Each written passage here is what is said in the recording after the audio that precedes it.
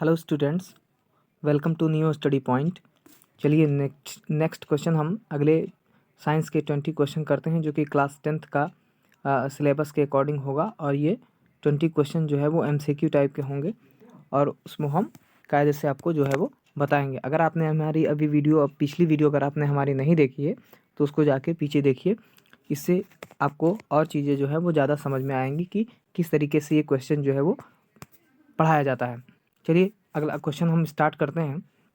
तो अगर हमारा जो फर्स्ट क्वेश्चन है उस क्वेश्चन को हम लोग देखते हैं और इसको हम अच्छे से इस क्वेश्चन को देखेंगे। चलिए ठीक है, लिखा है पहला क्वेश्चन है गास्ट्रिक जूस। ठीक है, gastric juice secreting gastric gland. ठीक, यानी गास्ट्रिक ग्लैंड्स जो हैं वो आपकी बॉडी के अंदर ग्लैंड्स पाई जाती हैं, ग्रंथि बोलते हैं, गास्ट्रिक ग्रंथि बोलते हैं। ये गास्ट्रिक जूस का सिक्रीशन करती हैं। किसका? गास्ट्रिक जूस का सिक्रीशन करती हैं। तो ये कहाँ प्रेजेंट होती हैं, ये क्वेश्चन है। गास्ट्रिक ग्लैंड्स जो कि गास्ट्रिक जूस का सिक्रीशन करती हैं, ये कहाँ प्रेजेंट होती हैं, ये क्वेश्चन है। तो ये इसमें दिया गया है कि क्या ये स्टमक में पाई जाती हैं, या ये लीवर में पाई जाती हैं, या ये स्मॉल इंटेस्टाइन में पाई जाती हैं, या ये लार्ज इंटेस्टाइन में पाई जाती हैं। तो इसका जो राइट आंसर है वो ये है कि ये स्टमक के अंदर पाई जाती हैं। ठीक है, स्टमक के अंदर जो ग्लैंड्स पाई जाती हैं उन्हें हम बोलते हैं गास्ट्रिक ग्लैंड्स। ठीक है, गास्ट्रिक ग्लैंड्स इन्हें हम बोलते हैं, जो कुछ चीज़ों का सिक्रीशन जो है वो करती हैं। मैं बताता हूँ कि कितनी चीज़ों का जो है वो सिक्रीशन करती हैं। अब इसको अच्छे से बताते हैं। ठीक, तो देखिए ज़रा, जो गास्ट्रिक ग्लैंड्स हैं ना स्टमक के अंदर जो ग्लैंड्स होती हैं वो 3 चीज़ों का सिक्रीशन करती हैं। एच तो पहला है HCl एंजाइम। ठीक है, यानी HCl एंजाइम का सिक्रीशन करती हैं। दूसरा है जिसका नाम है पेप्सिन। ठीक है, हालांकि इसको बोलते हैं पेप्सिनोजेन बोलते हैं। ठीक है, और एक तीसरा होता है जिसको बोलते हैं रेनिन। ठीक है, ये रेनिन, ये 3 एंजाइम जो है वो आपको गास्ट्रिक जूस के अंदर देखने को मिल जाएगा। HCl एंजाइम जो है ये एक ऐसा एंजाइम है जो भोजन के साथ में जो हार्मफुल पैथोजन जो आपकी बॉडी के अंदर एंट्री कर जाते हैं उनको ये ख़त्म करता है। और दूसरा काम ये होता है कि ये HCl एंजाइम जो है वो इस पेप्सिनोजन एंजाइम को क्या करता है, एक्टिव करता है। ठीक है, आप ऐसे बोलेंगे कि ये एंजाइम को जो है वो एक्टिव करता है। ठीक है, तब ये पेप्सिन बनता है। पेप्सिनोजन से क्या बनता है, पेप्सिन बनता है, ये एक्टिव हो जाता है और ये तब क्या करता है, प्रोटीन को डाइजेस्ट करता है। ये ध्यान रखिएगा। ठीक है, प्रोटीन को ये डाइजेस्ट करता है, प्रोटीन को डाइजेस्ट करता है। यानी पहले जब ये बनता है तो ये पेप्सिनोजन होता है जो कि इनएक्टिव होता है, लेकिन ये HCl एंजाइम के प्रेजेंस में इसको एक्टिव में बदला जाता है, तब ये बन जाता है पेप्सिन। इतना केवल ये पेप्सिन बन जाता है, तब ये प्रोटीन को डाइजेस्ट करता है। और एक तीसरा है जिसका नाम है रेनिन एंजाइम। तो ये रेनिन जो है वो क्या करता है, इसको भी देख लेते हैं। ये जो रेनिन एंजाइम है इसके अंदर जो मैंने आपको बताया कि जो ये रेनिन एंजाइम है, ये रेनिन एंजाइम जो है ये मिल्क डाइजेस्टिंग एंजाइम है। तो ये ध्यान रखिएगा, मिल्क डाइजेस्टिव एंजाइम। ठीक है, मिल्क डाइजेस्टिव एंजाइम, यानी ये मिल्क को डाइजेस्ट करता है। ठीक है, मिल्क को ये डाइजेस्ट करता है। और जो कैसीन नाम की जो प्रोटीन होती है मिल्क के अंदर, उसको चूँकि कैसीन जो है वो सोल्यूबल है, यानी ये घुली होती है। ठीक है, इसको इनसॉल्युबल में कन्वर्ट करता है। ठीक है, इनसॉल्युबल में कन्वर्ट करता है। उसका नाम क्या है अभी, तो आप बोलेंगे पैराकैसिनेट। पैराकैसिनेट। ठीक है, पैराकैसिनेट के अंदर जो है वो बदलता है। तो इसका जो राइट आंसर होगा कि गास्ट्रिक ग्लैंड्स जो है, गास्ट्रिक ग्लैंड्स के अंदर जो गास्ट्रिक जूस पाए जाते हैं वो कहाँ, मतलब कहाँ से प्रेजेंट होते हैं, वो कहाँ पर प्रेजेंट होते हैं, तो आप बताएंगे स्टोमक के अंदर प्रेजेंट होते हैं। आगे आ जाइए, इसी के अंदर देखते हैं कि जो लीवर है, अगर हम लीवर की बात करें तो जो लीवर है वो लीवर प्रोथ्रोम्बिन का सिक्रीशन करता है। किसका बेटा? प्रोथ्रोम्बिन का सिक्रीशन करता है, प्रोथ्रोम्बिन। ठीक है, ये एक प्रोटीन है जो कि ब्लड क्लॉटिंग में हेल्प करती है, यानी रक्त के जमने में हेल्प करती है। मैंने शायद पीछे भी इस क्वेश्चन को बताया है, ब्लड क्लॉटिंग में ये हेल्प करती है। स्मॉल इंटेस्टाइन में बहुत सारे जो एंजाइम्स होते हैं, तो सारे एंजाइम्स को मिला के कहा जाता है सक्कस इंटेरिस्कस। क्या कहा जाता है? सक्कस इंटेरिस्कस कहा जाता है। और लार्ज इंटेस्टाइन में कोई एंजाइम नहीं होते, लेकिन इसके अंदर वाटर को ज़्यादा एब्जॉर्ब किया जाता है। यानी अगर आपसे पूछा जाए कि वाटर सबसे ज़्यादा कहाँ एब्जॉर्ब होता है, तो आप बताएंगे लार्ज इंटेस्टाइन में एब्जॉर्ब होता है। तो आप देख लीजिए, स्मॉल इंटेस्टाइन के बारे में बता दिया, लार्ज इंटेस्टाइन के बारे में बता दिया, लीवर के बारे में बता दिया, और आपका जो ये आंसर था कि गास्ट्रिक जूस कहाँ पाया जाता है, तो आप बताएंगे स्टमक में जो है वो पाया जाता है। चलिए अब नेक्स्ट क्वेश्चन की तरफ चलते हैं। अगला जो क्वेश्चन है हमारा, वो अगला क्वेश्चन है कि ब्रेन इज़ रिस्पॉन्सिबल फॉर, यानी ब्रेन किसके लिए रिस्पॉन्सिबल है, यानी किसके लिए जिम्मेदार है। तो पहला ऑप्शन है इसके अंदर बॉडी बैलेंस के लिए, दूसरा है थिंकिंग के लिए, तीसरा जो है वो हार्ट बीटिंग के लिए, या चौथा सभी के लिए। तो ये इंपॉर्टेंट है, ये है सभी के लिए। कैसे? क्योंकि आप जानते हैं कि ब्रेन में 3 पार्ट होते हैं, ठीक। पहला नाम है जिसका नाम है सेरिब्रम, क्या नाम है? सेरिब्रम। दूसरे का नाम है सेरिबेलम, क्या नाम है? सेरिबेलम।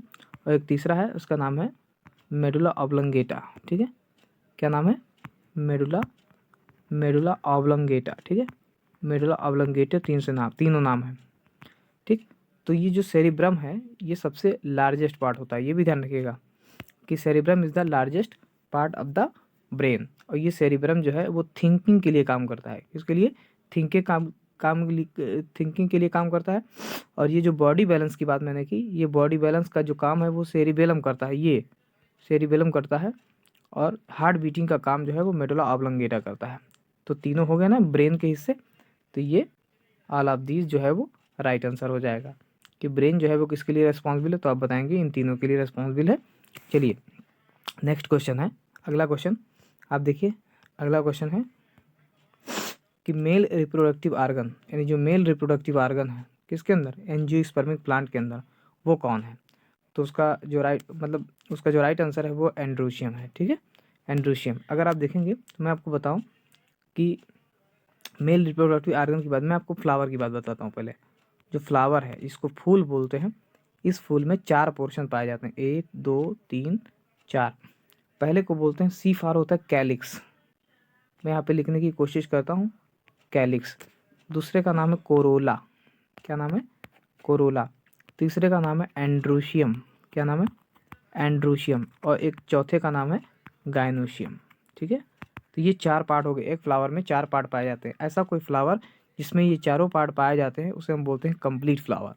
क्या बोलते हैं? कंप्लीट फ्लावर जो है वो बोलते हैं। अगर इसमें से अगर कोई भी एब्सेंट हुआ तो उसे इनकम्प्लीट फ्लावर के नाम से जाना जाएगा। इसमें से जो एंड्रोशियम है, ये एंड्रोशियम जो है वो मेल होता है, और जो गाइनोशियम होता है ये फीमेल होता है, ठीक है। और ये जो कोरोला है इन्हें हम बोलते हैं पंखुड़ी, ठीक है। और ये जो कैलिक्स होता है ये हरा पोर्शन होता है जिसके ऊपर फ्लावर जो है वो रखा होता है, ठीक है। तो ये ध्यान रखिएगा। तो अब क्वेश्चन ही पूछा गया कि मेल रिप्रोडक्टिव ऑर्गन कौन सा है, तो मैंने अभी बताया कि ये क्या है? एंड्रोशियम है, ठीक है।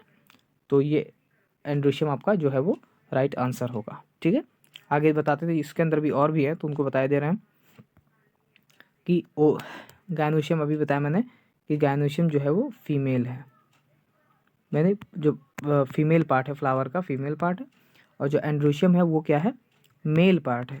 तो ये दोनों तो ख़त्म हो गए, ठीक। ओव्यूल जो है, ओव्यूल क्या है? ये ओव्यूल आगे चल के जाके सीड में बदलता है, यानी बीज के अंदर बदलता है। और पॉलन ट्यूब जो है ये मेल गेमीट को ट्रांसपोर्ट करता है, यानी जो मेल गेमीट है उसको क्या करता है? ये ट्रांसपोर्ट करता है।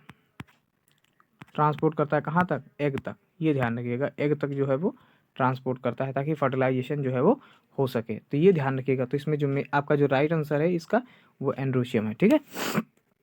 चलिए आगे देखते हैं। अगला क्वेश्चन देखिए। अगला क्वेश्चन है which of the following animal reproduce asexual by budding, यानी इनमें से कौन ऐसा एनिमल है जो एसेक्सुअल तरीके से जो है वो रिप्रोडक्शन करता है, और एसेक्सुअल में कौन सा बडिंग करना चाहिए। क्योंकि एसेक्सुअल के कई सारे जो है वो तरीके हैं। जैसे मैं एसेक्सुअल की बात बताऊं तो एसेक्सुअल के अंदर बहुत सारे तरीके। सबसे पहला है बडिंग, जो आप अभी आपके सामने लिखा ही है, बडिंग है। दूसरा जो प्रक्रिया है उसका नाम है फ्रेगमेंटेशन, ठीक है। क्या नाम है? फ्रेगमेंटेशन। और तीसरा जो है उसका नाम है फिशन, क्या नाम है? फिशन नाम है, ठीक है। तो 3 तरीके से जो है वो बडिंग जो मतलब एसेक्सुअल रिप्रोडक्शन जो है वो किया जाएगा, ठीक है। ये ध्यान रखिएगा। तो इसमें जो पूछा गया है कि एसेक्सुअल टाइप का जो रिप्रोडक्शन है, एसेक्सुअल टाइप का जो रिप्रोडक्शन है खास करके बडिंग के द्वारा, तो इसमें से कौन एनिमल जो है वो करता है? क्या वो अमीबा करता है?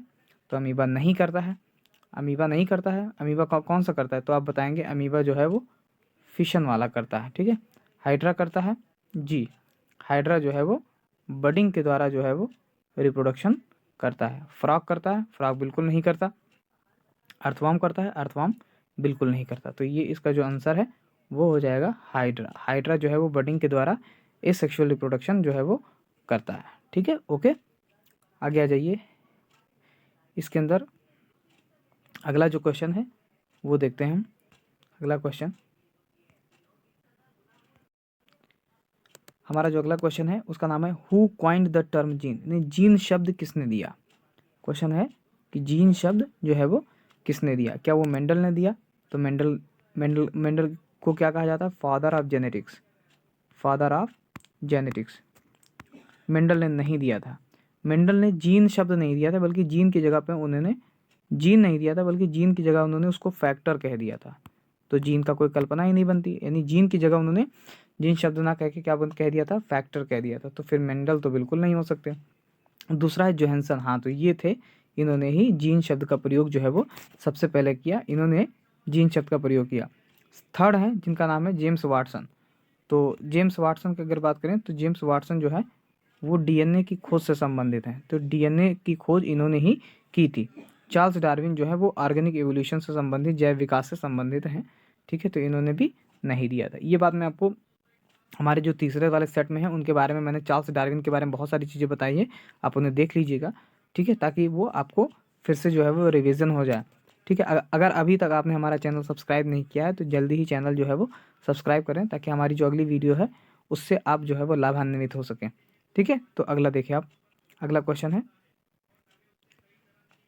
अगला क्वेश्चन है कि which one of the following is not the principle of theory of natural selection. कितना अच्छा क्वेश्चन है ये, कि इनमें से बताइए कौन डार्विन के नेचुरल सिलेक्शन, इसमें से ये क्वेश्चन पूछा गया है कि which one of the following is not the principle of theory. देखिए डार्विन ने नेचुरल सिलेक्शन दिया था, यानी डार्विन ने नेचुरल सिलेक्शन की थ्योरी दी थी, ठीक है। तो ये क्वेश्चन पूछा गया इसके अंदर कि डार्विन ने जो सिद्धांत दिया, जो थ्योरी दी, जो भी चीज़ें बताई, उनमें से ये, क्योंकि चार ऑप्शन है तो उसमें ये कहा गया कि इनमें से कौन है जो नहीं है, जो डार्विन ने नहीं दिया है, ठीक है। तो सबसे पहला struggle for existence, struggle for existence ये डार्विन ने दिया था, ठीक है। इन्होंने कहा था कि अगर आपको जीवित रहना है तो आपको संघर्ष करना पड़ेगा, यानी क्या करना पड़ेगा? संघर्ष करना पड़ेगा, ठीक है, संघर्ष करना पड़ेगा अगर आपको जीवित रहना है। और जब आप संघर्ष करेंगे ना, तब बनेंगे आप सर्वाइवल ऑफ द फिटेस्ट, यानी फिट बनेंगे, यानी तभी आप जीवित रह पाएंगे। और तीसरा है use and disuse of organs, ठीक है, तो यही वाला नहीं दिया था, use and disuse of organ ये वाला नहीं दिया था। और चौथा भी दिया था ओरिजिन ऑफ स्पीसीज, यानी उन्होंने कहा था कि जब आप संघर्ष करेंगे, यानी कोई भी जीव जब संघर्ष करता है तो वो फिट होता है, जब कोई संघर्ष करता है तो वो फिट होता है, और जब वो फिट होता है तो वो एक नई स्पीसीज बन के उभरता है, यानी एक नई जाति बन के उभरता है। तो ये तीसरा वाला ऑप्शन जो है वो नहीं दिया था। इसके अंदर कहा था use and disuse of organ.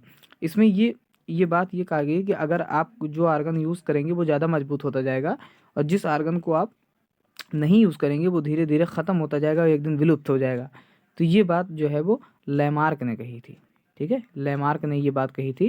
तो ये ध्यान रखिएगा, इसको डार्विन ने नहीं किया था, इसको लैमार्क ने जो है वो कहा था। चलिए नेक्स्ट क्वेश्चन, अगला क्वेश्चन है, बहुत सभी इंपॉर्टेंट क्वेश्चन मैंने छाट के रखे हैं, तो इन क्वेश्चन को आप बहुत ही ध्यान से देखिए ताकि कोई गड़बड़ी ना हो। अगला क्वेश्चन है द नंबर ऑफ ऑटोसोम, यानी आप जानते हैं कि क्रोमोजोम होते हैं, तो क्रोमोजोम में ये कहा गया कि ऑटोसोम की संख्या कितनी होती है। तो आप देखिए कि ह्यूमन में 46 क्रोमोजोम पाए जाते हैं, कितने, यानी 46 क्रोमोजोम जो है वो पाए जाते हैं। इनमें से जो 22 क्रोमोजोम होते हैं, 22 क्रोमोजोम का मतलब 22 जोड़ी क्रोमोजोम, 22 पेयर की बात हो रही है यहाँ पे 46 क्रोमोजोम अगर देखा जाए। मैं इसको ऐसे लिख दूँ, इसको देखिए ज़रा, मैं इसको ऐसे लिखे दे रहा हूँ कि 44 क्रोमोजोम, ठीक है। 44 का मतलब होता है 44 क्रोमोजोम जो हैं उन्हें हम ऑटोसोम बोलते हैं। क्या बोलते हैं? ऑटोसोम बोलते हैं। और जो दो क्रोमोजोम हैं इन्हें हम सेक्स क्रोमोजोम बोलते हैं, ठीक है, ये बोलते हैं, अंडरस्टैंड, सेक्स क्रोमोजोम बोलते हैं। तो 44 क्रोमोजोम कह दीजिए या आप कह दीजिए 22 जोड़ी, ठीक, और इसको हम कह दें एक जोड़ी, ठीक है। तो ये ध्यान रखिएगा। तो इसके अंदर पूछा गया ऑटोसोम की संख्या, तो ऑटोसोम की संख्या कितनी होगी? 22 पेयर होगी, ठीक है। टोटल होती है 23 पेयर, सेक्स क्रोमोजोम होता है 1 पेयर, ठीक है। और ये तो हो ही नहीं सकता, ये तो गलत है बिल्कुल, ठीक है। तो 22 पेयर क्रोमोजोम जो है वो ऑटोसोम की जो है वो संख्या जो है वो पाई जाती है, ठीक है। तो इस तरीके से हम समझ चुके हैं क्रोमोजोम क्या है। अगला क्वेश्चन है, अगला क्वेश्चन आप देखिए, अगला क्वेश्चन है कि what type of change is curdling of milk, यानी दूध का कर्डलिंग होना, यानी दूध का कर्डलिंग यानी दूध का दही में कन्वर्ट होना किस प्रकार का चेंज है। तो क्या ये फिजिकल चेंज है, या केमिकल चेंज है, या फिजिकल और केमिकल दोनों है, या इनमें से कोई नहीं है। तो ये है केमिकल चेंज, ठीक है।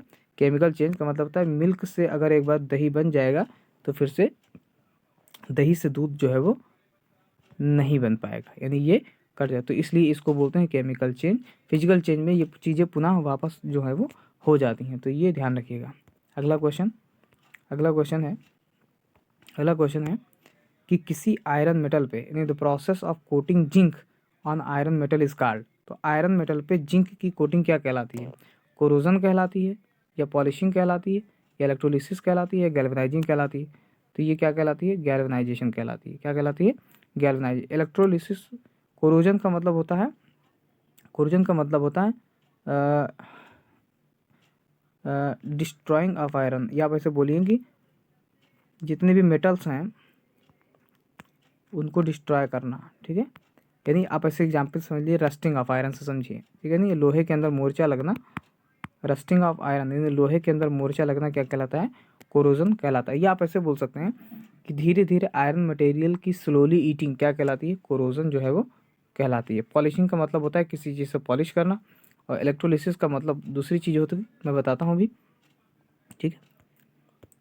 इलेक्ट्रोलिसिस, अगर हम इलेक्ट्रोलिसिस की बात करें तो इलेक्ट्रोलिसिस का मतलब होता है कि कोई चीज़ इलेक्ट्रिक के द्वारा उसको तोड़ा जाए। जैसे वाटर लिखा है, इसे लिखा 2H2O, इसको हम इलेक्ट्रिक का इस्तेमाल करके इसको बदल दें 2H2+O2, ठीक है। यानी ऑक्सीजन के अंदर और हाइड्रोजन के अंदर मैंने इसको जो है वो तोड़ दिया है, तो ऐसी प्रक्रिया को बोला जाता है इलेक्ट्रोलिसिस। क्या कहा जाएगा, इलेक्ट्रोलिसिस कहलाया जाएगा, ठीक है। तो ये ध्यान रखिएगा। तो इसमें जो राइट आंसर जो इस आयरन मेटल पे जिंक की कोटिंग क्या कहलाती है, गैल्वेनाइजेशन कहलाती है, ठीक है। अगला क्वेश्चन देखिए आप, अगला क्वेश्चन है कि न्यूट्रलाइजेशन रिएक्शन, यानी न्यूट्रलाइजेशन रिएक्शन किन के बीच में होता है। तो ये इसका जो सही आंसर है वो है एसिड और बेस के बीच में। मैंने आपको पीछे ही बताया है कि जब कभी भी एसिड की रिएक्शन बेस के साथ कराई जाए तो बनता है साल्ट और वाटर। क्या बनता है, साल्ट प्लस वाटर। अगर साल्ट और वाटर बन रहा है एसिड और बेस का इस्तेमाल करके तो ऐसी रिएक्शन को न्यूट्रलाइजेशन रिएक्शन जो है वो कहा जाता है। तो इसका जो राइट आंसर है वो है एसिड और बेस, ठीक है। नेक्स्ट क्वेश्चन है आपका, ये कितना अच्छा क्वेश्चन है, बहुत ही सिंपल क्वेश्चन है लेकिन गलत होने के चांसेस सबसे ज़्यादा हैं।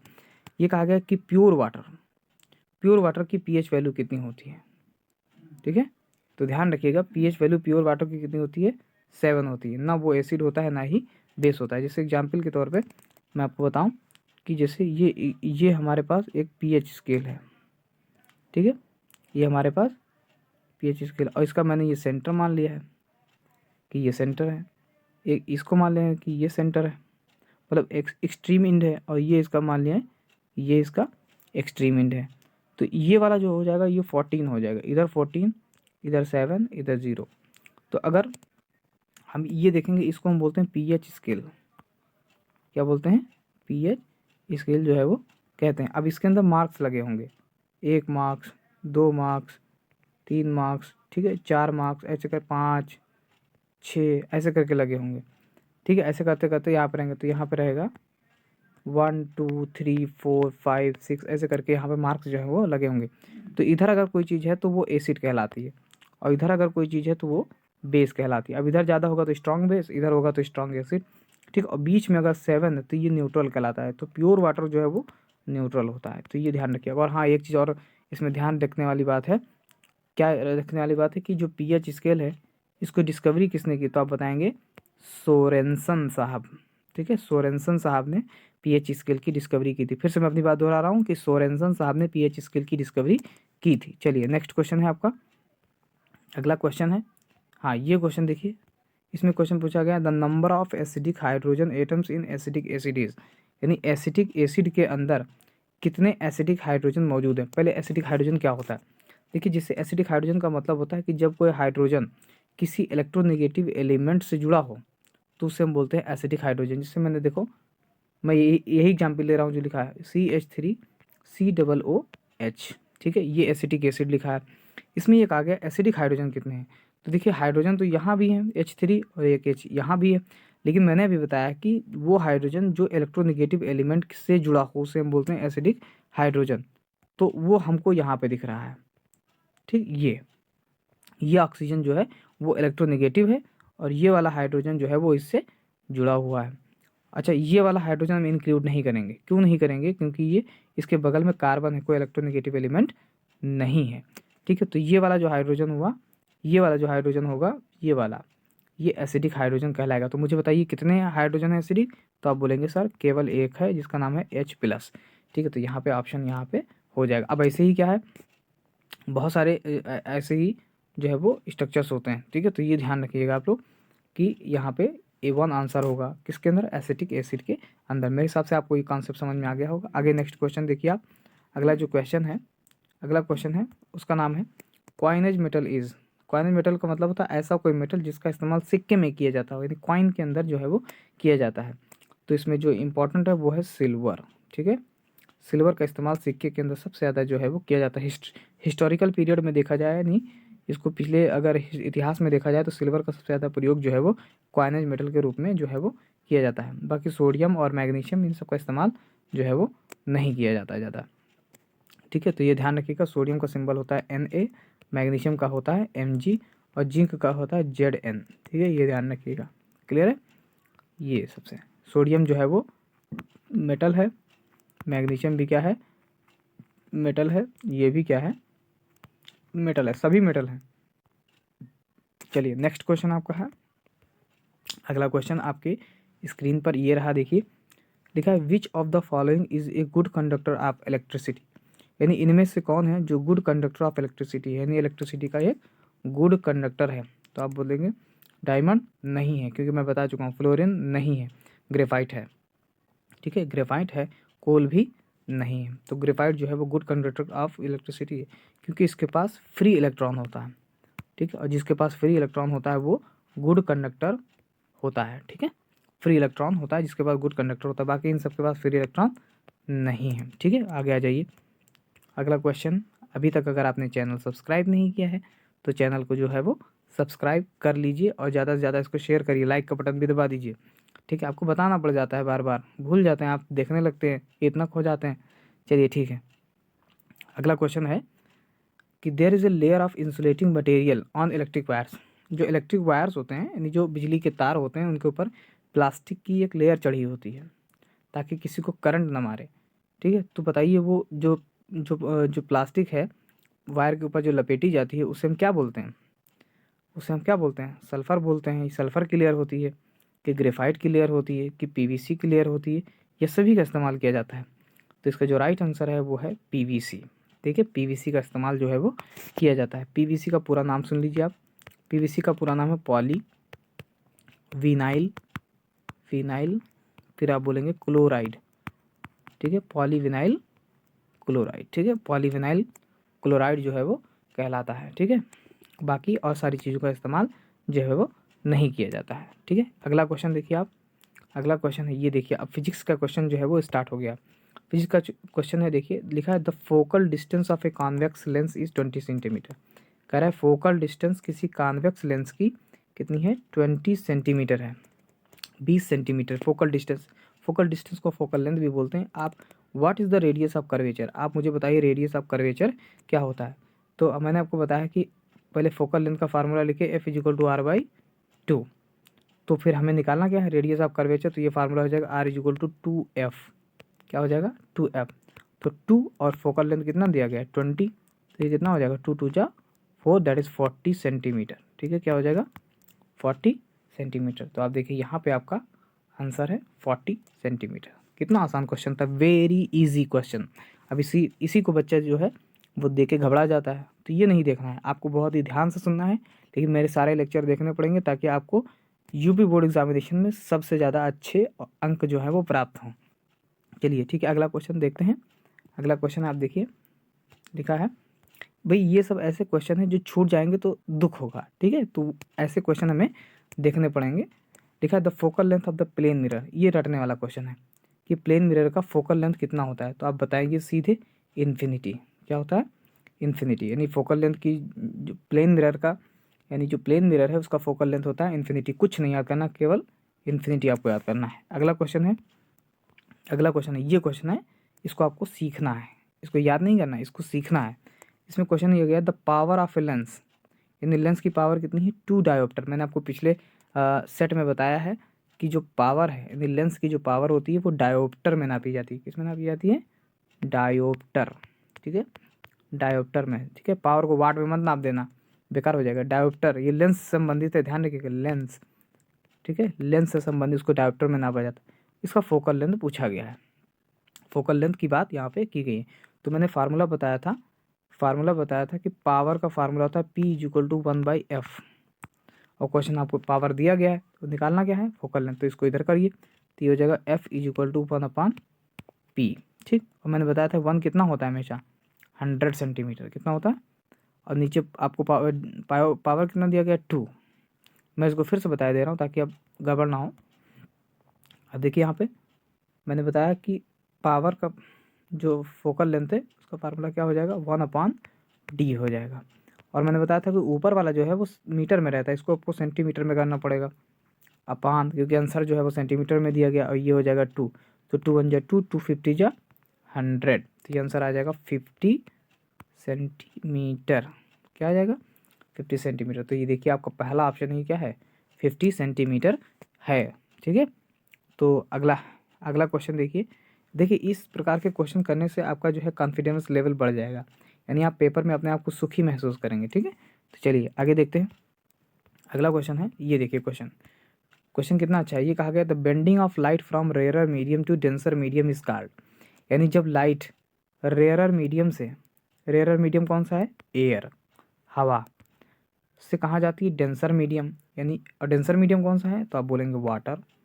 यानी इसका मतलब क्या होता है? जब सन की लाइट एयर से वाटर में जाती है और मुड़ जाती है, क्या हो जाती है? मुड़ जाती है। तो इस प्रक्रिया को क्या बोलते हैं? तो इसे रिफ्लेक्शन ऑफ लाइट कहते हैं, इसे रिफ्लेक्शन ऑफ लाइट कहते हैं, कि रिफ्रैक्शन ऑफ लाइट बोलते हैं, कि स्कैटरिंग ऑफ लाइट बोलते हैं, कि total internal reflection of light बोलते हैं। तो इसको बोलते हैं रिफ्रैक्शन ऑफ लाइट। क्या बोलते हैं? Refraction of light. इसको हिंदी में शायद अपवर्तन बोलते हैं, क्या बोलते हैं? ठीक है, अपवर्तन, ठीक है। और रिफ्लेक्शन को बोलते हैं परावर्तन। परावर्तन में क्या होता है कि लाइट जब गिरती तो जहाँ से जैसे गिरती वैसे ही वापस हो जाती है, तो उसको बोलते हैं रिफ्लेक्शन ऑफ लाइट। और ये होता है अपवर्तन। इसमें लाइट क्या होती है? आपने देखा होगा कि गिलास के अंदर, मतलब हमारे सामने अगर कोई गिलास है, जैसे ये मान लिया हमारे सामने कोई गिलास है और इसमें जो है वो पानी भरा हुआ है, ठीक है, ऐसे कोई पानी भरा हुआ है, ठीक। तो अगर पानी भरा हुआ है तो आप देखिए कि अगर हम इसके अंदर कोई ऐसे पेन जो है वो डालते हैं, ठीक, तो ये पेन हमें ऐसे टेढ़ी दिखाई देती है, ऐसे टेढ़ी दिखाई देती है, ठीक है। ऐसे नहीं समझ में आएगा आपको, ऐसे दिखा दें कि मान लिया ये ऐसे कोई पेन है तो ये पेन ऐसे जानी चाहिए थी, ठीक है, लेकिन हमें ऐसे दिखाई देती है, ठीक है। तो ये इसी वजह से होता है, किसकी वजह से? Refraction of light. तो यही इसका जो है वो राइट आंसर होगा, ठीक है। नेक्स्ट क्वेश्चन है। अब ये क्वेश्चन थोड़ा सा देखिए, इसमें ये कहा गया used for a person suffering from myopia. अगर कोई व्यक्ति है और उसको निकट दृष्टि दोष है, यानी मायोपिया है, यानी ऐसा कोई आदमी है जो करीब की चीज़ों को तो अच्छे से देखता है लेकिन दूर की चीज़ों को वो धुंधला देखता है, ठीक है। यानी इसका मतलब ये आँख है ना, ये आँख है, और ये क्या होता है कि यहाँ जो चीज़ रखी है उसको क्लियरली देख रहा है, यानी अच्छे से देख रहा है, लेकिन यहाँ पे रखी हुई चीज़ को वो आसानी से देख नहीं पा रहा है। तो ऐसे इस डिजीज़ को बोलते हैं, इस रोग को बोलते हैं मायोपिया। क्या बोलते हैं? मायोपिया। तो इसमें ये क्वेश्चन पूछा गया कि इसको सही करने के लिए हमें क्या करना पड़ेगा। तो इसमें ऑप्शन दिया गया, कानकेव लेंस लेना पड़ेगा, कॉन्वेक्स लेंस लेना पड़ेगा, ये सिलेंड्रिकल लेंस लेना पड़ेगा, ये प्लेन मिरर लेना पड़ेगा। तो इसका जो राइट आंसर है वो है कॉनकेव लेंस लेना पड़ेगा। यानी इसके सामने अगर हम ऐसे लगा दें लेंस, कॉनकेव लेंस लगा दें, तो ये मायोपिया यानी ये दूर की चीज़ों को भी यानी बहुत आसानी से जो है वो देख पाएगा, ठीक है, ठीक है। इसमें दूर की चीज़ों को बहुत ही आसानी से ये देख पाएगा, ठीक है। तो ये ध्यान रखिएगा आप, क्लियर है। तो ये मायोपिया हो गया। एक होता है हाइपरमेट्रोपिया। हाइपरमेट्रोपिया में क्या होता है कि दूर की चीज़ों को अच्छे से देखता है और करीब की चीज़ों को अच्छे से नहीं देख पाता, तब उसको सही करने के लिए हमारे पास कॉन्वेक्स लेंस की ज़रूरत पड़ती है। ठीक है, तब हम कॉन्वेक्स लेंस लेते हैं। ठीक है, ध्यान रखिएगा, मैं फिर से लिखे दे रहा हूँ कि कॉनकेव लेंस मायोपिया में यूज़ किया जाता है, मायोपिया। ठीक है, और कॉन्वेक्स लेंस हाइपरमेट्रोपिया में इस्तेमाल किया जाता है। हाइपरमेट्रोपिया, मैंने ऊपर मायोपिया बता दिया, इसी का जस्ट उल्टा होता है हाइपरमेट्रोपिया। सिलेंड्रिकल लेंस का इस्तेमाल एस्टिग्मेटिज्म में या किया जाता है, एस्टिग्मेटिज्म में जो है वो किया जाता है। प्लेन मिरर की कोई बात ही नहीं, ये तो भी चेहरा आईना देखने के लिए किया जाता है, फिर यानी चेहरा देखने के लिए आईना का इस्तेमाल किया जाता है। चलिए अगला क्वेश्चन है एंड द लास्ट क्वेश्चन। ये देखिए क्वेश्चन, फिजिक्स की जान आ गई। लिखा है the formula of Ohm's rule is, Ohm का नियम इसमें से कौन है? तो ओहम्स का नियम है V is equal to I R. फिर से याद रखिए, V is equal to I into R. ठीक है, ये फार्मूला है। ये ऐसे भी लिखा जाता है V इज इक्वल टू आई गुणे आर। ठीक है, आई क्या होता है? करंट होता है। आर क्या होता है? रेजिस्टेंस होता है। V क्या होता है? पोटेंशियल होता है। पोटेंशियल का एसआई यूनिट क्या रहेगा? वोल्ट रहेगा। करंट का क्या रहेगा? एम्पियर रहेगा। रेजिस्टेंस का क्या रहेगा? ओहम रहेगा। इसलिए इस नियम को हम क्या बोलते हैं? ओहम्स नियम। तो ये ध्यान रखें, V is equal to I R, बाकी सभी जो है वो गलत हैं। तो इस तरीके से हमने 20 क्वेश्चन जो है वो अपने कंप्लीट कर लिए हैं, और हम आगे सोशल स्टडी के भी कई सारे क्वेश्चन जो है वो लाते रहेंगे, और क्वेश्चन आएगा भी। ठीक है, तो आप इसको देखना मत छोड़िए, बिल्कुल आपके पैटर्न के अकॉर्डिंग जो है वो चल रहा है, ताकि आपका जो एग्ज़ाम है, अब आप ये समझ लीजिए कि आपके पास 5 पेपर होंगे, 6 पेपर, 6 पेपर में 20-20 क्वेश्चन, आप सोच लीजिए 120 क्वेश्चन में आपको जो है वो हम चाहते हैं कि 120 क्वेश्चन के अंदर आप 120 ही अटेम्प्ट कर दें, पूरा अटेम्प्ट कर दें, ताकि आपका जो आंसर है इस बार बहुत अच्छा होने वाला है। ठीक है, और ज़्यादा से ज़्यादा आपको अंक जो है वो मिलेंगे। ठीक है, तो अब इसके लिए क्या करना पड़ेगा? इसके लिए तो भाई हमारा चैनल आपको सब्सक्राइब करना पड़ेगा। ठीक है, तो हमारा जो चैनल है वो आप ज़रूर सब्सक्राइब करें, और सब्सक्राइब ही नहीं करना है, आपको हर जगह पहुंचाना भी है, ये भी ध्यान रखिएगा। ठीक है, तो नाम क्या है? नियो स्टडी पॉइंट 2.0, इसको आपको सब्सक्राइब करना है। और आपको भाई देखने के लिए धन्यवाद, आपने इतना जो देखा इसके लिए धन्यवाद। हमारे टेलीग्राम चैनल को भी ज्वाइन करें, ताकि आपको जो है वो PDF और नोट्स जो है ये दोनों जो है वो आपको मिलती रहें। ज़्यादा से ज़्यादा आपको शेयर करना है, लाइक करना है, और सब्सक्राइब तो करना ही है। ठीक है, तो ये ध्यान रखिएगा। हम चाहते हैं कि इस बार जब आपका क्लास 10th जब क्लियर हो ना, तो बहुत अच्छा नंबर आए, और अगली बार आप हमारे ही चैनल को ढूंढें। ठीक है, तो ये ध्यान आपको रखना है। ठीक है, ओके, ठीक है, थैंक, एंजॉय।